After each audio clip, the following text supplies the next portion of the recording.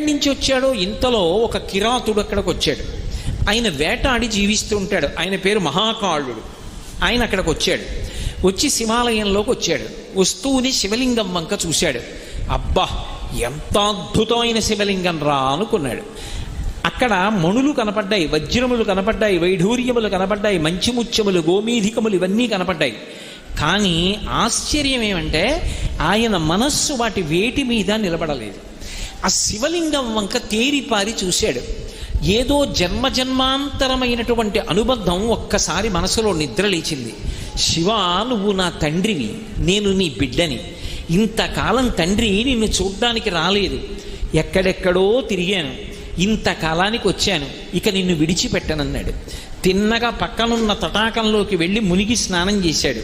బట్ట పిడుచుకున్నాడు, మళ్ళీ కట్టుకున్నాడు. గబగబా గుళ్ళోకి వచ్చాడు. వచ్చేటప్పుడు బోయి తిన్నడిలాగే